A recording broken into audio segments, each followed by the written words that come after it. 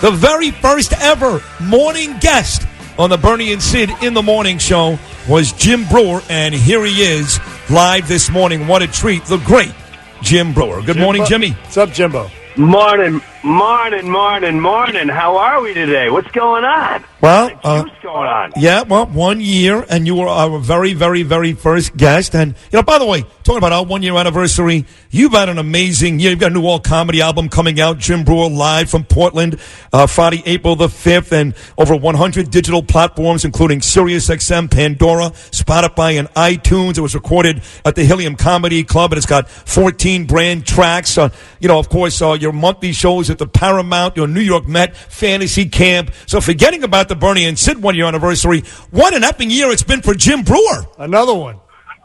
It's been crazy too. Two other things that I look back and I go, man, I really am the Forrest Gump of entertainment. This time last year, I sang at Madison Square Garden Billy with Joel. Billy Joel. Yes, that's right. And I just finished touring with Metallica. What's going on? Oh, my God. What's going on? And you had sex, a 2-on-1 with Jennifer Lopez alongside Alex Rodriguez. A trifecta. You see, George Bailey, you really had a wonderful life. Oh, God. So, listen, the Mets... Life is good, man. Yes, it is good. So, go ahead. What were we going to say? No, I was going to talk about this Lenny Dykstra controversy, being the long, die-hard Met fan that you are. What do you think about all that nonsense? All right, this is what I think. There's a couple things here. Ronnie clearly knows how to sell a book. That's number one. Number two, if I was Dykstra, I wouldn't even get involved. I mean, I get why he's mad. I don't think I love Ron Darling. He didn't need. Listen, if you heard the word, there's so many things here. I know the way I was back then. At the end of my street was an all black neighborhood, and if I walked over there, I can assure you, no one ever said, "Oh, hello there, Mr. James Breuer." There's not very nice things said to me. So that's one thing. And same with me. I had different thoughts back then. You grow, you change, you grow up. Now, that's number one. Number two, you can't tell me Dykstra was the only guy like that.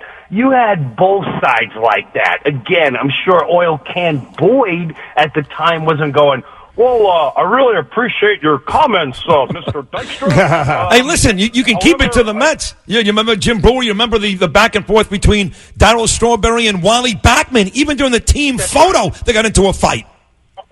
That's right. So, I mean, we get it. It happened back then. You're embarrassed. I am mortified of just some of the thoughts I used to have that I have no problem putting out there because I believe in growing in your life, whether you had prejudiced thoughts or just thoughts, any kind of thoughts, juvenile thoughts. I mean, come on, man. You're talking about the 80s, a 20-year-old kid. Let's say he did do it. Please. That's the last thing on my radar. I'm not saying he should have, but we're selling a book here at the end of the day. It was a low blow by Darling to put it out there. I would say anyway. I agree.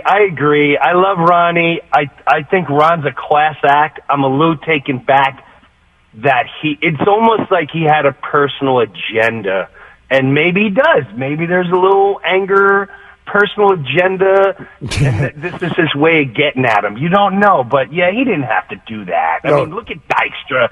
Poor Lenny's in and out of jail. He's missing teeth. I know. I mean, does he need Jesus. He doesn't need any. He doesn't.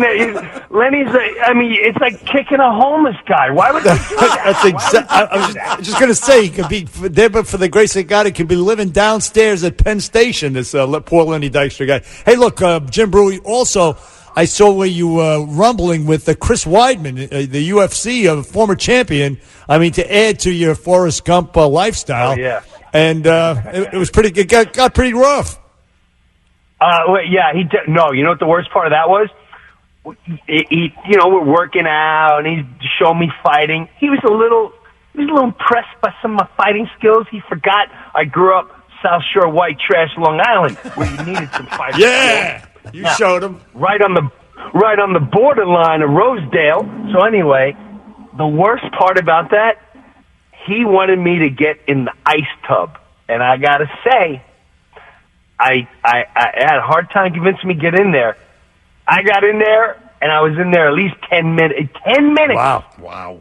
Pure ice tub, all the way subdued up to my neck. And I got to say, I pulled it off, and that's something I do at the Mets camp too, boy. If you're achy, and you get in the ice thing, it works. It's a miracle work. Don't worry about the shrinkage. Yeah. See, one of the things that I'm actually a little upset that the Mets are good. I love the Mets as much as you do, Jimmy, and this 3-1 start has me really excited.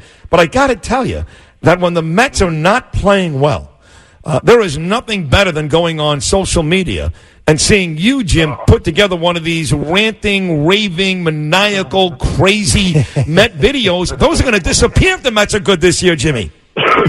Well, yeah, eventually they might, but we'll see. Right now, we're 4 games in. Last year, I already had them winning the World Series 15 games in. Yeah, right. And so did every other Mets. Oh, yeah, you make a good point. That's right. For the Met fans that are excited about this 3-1 start, they were 11-1 last year. Take it easy.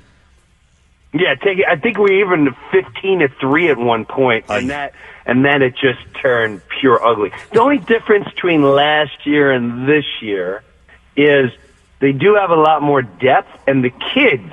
There's a lot of kids on this team, and the kids are they're good, they're seasoned, and again, we're 4 games in. I've learned as a Met fan now, I'll start getting excited in the end of August, and we're 10, 15 games up in the NL East. Right. So I just want to enjoy a great baseball season. That's all I want to do. I don't want to go through another year of why can't you hit it down? Yes. We want some meaningful... If the ground pitches one more game and nobody scores a run, I'm going to smash somebody. It causes violence. No, we don't need that. We don't want that. No. So listen, on the way out, 30 seconds to go to prove your ultimate love to Bernie and Sid. Here's a scenario, Jim Breuer. You ready? Yes. Here's a scenario. Bernie and I have 2 tickets, box seats, to a Met-Yankee game downstairs in Queens, and we want you to come sit with us. The same exact game, tickets just as good. Boomer and Gio have 2 tickets, box seats, Queens. They want you to come watch the game with them. Oh, no, you can stop now. You can stop now. Oh, good. I love Boomer and Gio. I got nothing against him, but come on. You're sitting there. You're at my house. All right, Jim Breuer. I'm pouring wine. Yeah. I'm driving you to the game. That's our homeboy right there. Yeah, Jimmy! Strong Island in the house. Hey, Jim Breuer, thanks, man. Look, they got the all-new comedy album, Jim Breuer, live from Portland. Friday, April 5th it drops, folks. And it's going to be hilarious. It's all over the place. Sirius XM, Pandora, Spotify, iTunes. Hey, Jimmy, thank you once again for appearing on our 1-year anniversary show. We really love you, man.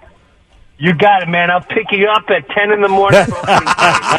Hey, we're going Thursday, so actually I'll text you after the show in all seriousness. Thank you. Jim Breuer was great. We go from one diehard Met fan coming up in about 15 minutes, a diehard Yankee fan. Such a diehard fan, he sat in the stands last night freezing his ass off. But if you know Chaz Palminteri, you know how much he loves the New York Yankees. So next hour, Chaz Palminteri and Bill O'Reilly as the 1-year anniversary Bernie and Sid show continues. Only right here on 77 WABC.